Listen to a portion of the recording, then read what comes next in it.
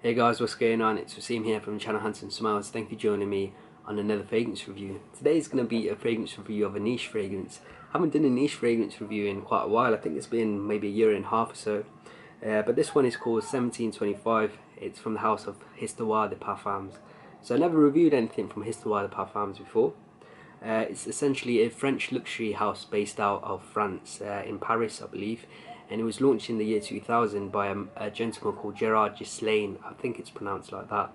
So Histoires de Parfums, the first collection of fragrances were based on the year of birth of famous individuals in past history. So this one, 1725, was the birth year of Casanova. I'll touch upon who Casanova is in a little bit. So based on, the first collection was based on year of birth of famous individuals of history, but later collections were based on famous landmarks around Paris, based on plants and flowers, certain aromas and certain ingredients. So they had the fragrances such as tuberose, they had one on patchouli as well.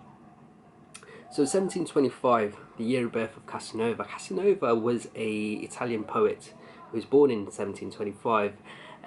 Though he was an Italian poet, he was best known for being like a seducer for women. He had lots of affairs with beautiful women, and he was known to be easily able to seduce the opposite sex. So he was known for being a playboy, and the term Casanova, it's really become his legacy. That term is still being used today, hundreds of years later, to describe a man who is very good at getting women, very good at seducing women, and yeah, basically being a playboy. So that's a little bit of a history regarding the name of 1725 Casanova. This one was released in the year 2001. It's classified as an aromatic fougere according to Fragrantica. I don't actually agree with the classification. I don't consider it to be an aromatic fougere, and I'll touch upon why that is later into the review. So let's now talk about what notes we get in 1725 Casanova. At the top of the scent, we're going to get bergamot, citruses, grapefruit, and licorice. The heart of the fragrance is lavender and star anise, lavender being the reason why this is classified as an aromatic fougere.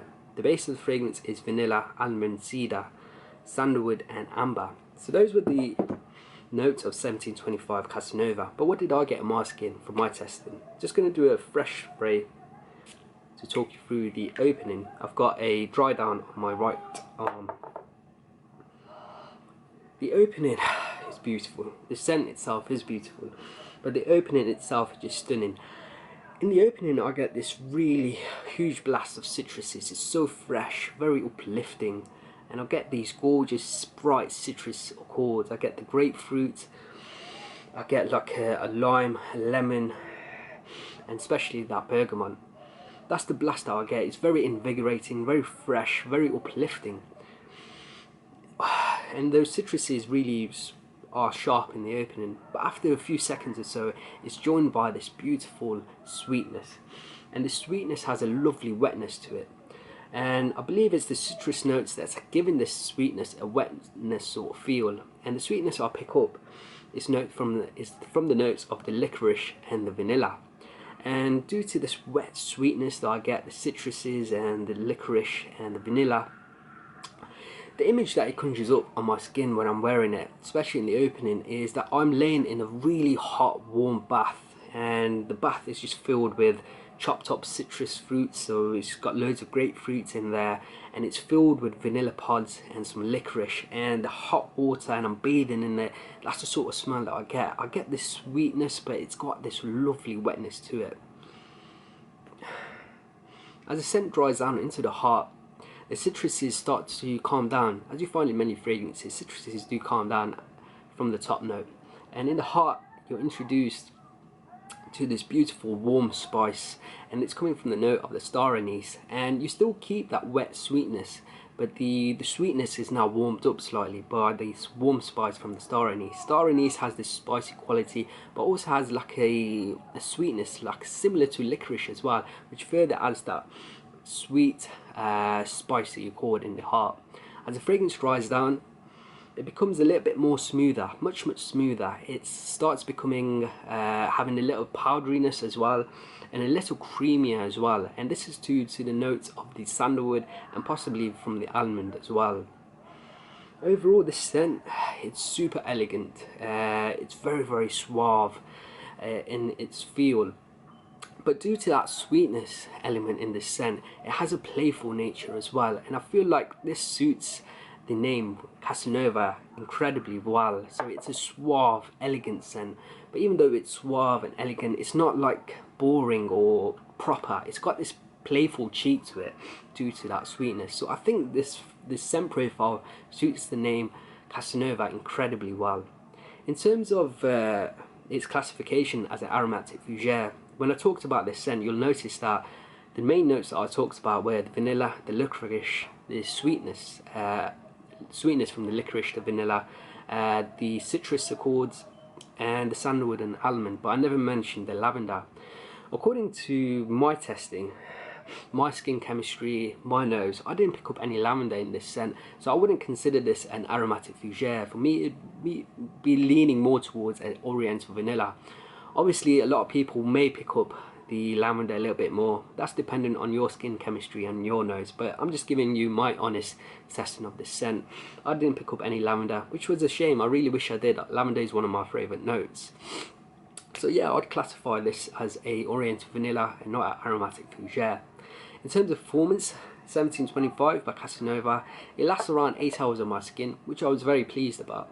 In terms of projection, now this is where the scent really disappointed for me. First 3 hours, this projection very well, but after the 3 hour mark, it sits very closely to your skin. It becomes more of a skin scent on me. The projection was very subtle scent cloud, but again, that might just be my skin chemistry. You may get some different results. In terms of occasions, the smell of this scent, like I've said, it's so smart, suave, it's elegant, it's got that playful nature. This would be a perfect date scent. But also, I can see this working really well as a work scent as well. It's so unoffensive, it's so classy. It could work really well as an office scent. And wearing this, it made me feel so confident, so it worked really well in the office. And I could really see this being someone's signature fragrance as well. In terms of seasons, due to the notes and the way it smells, I personally could wear this year round. Spring, summer, autumn and the winter. It could work all year round. But in the really hot weather, I think this would be perfect. More as in like an evening date scent. When it's warm but it's not blazing hot.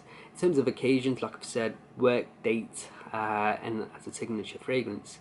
Overall rating 1725 from Histoires Parfums. It's such a classy scent. The fragrance itself, it feels high quality. The notes, the ingredients used, they come across high quality. It doesn't seem like a cheap fragrance in my opinion. And the scent itself, really beautiful, really gorgeous. However, that performance and projection really let it down for me. So I'm going to give it a score of 3.5 out of 5. It's definitely one to sample. If it works well with your skin, it's bottle worthy because the scent itself is beautiful. But on my skin, it just didn't project enough. So that was my review of 1725 by Histoires Parfums. Have you tried this fragrance before? If you have, let me know in the comments below. Let me know what you thought of this review. I'd love to hear your thoughts. Until next time, my friends. See you later.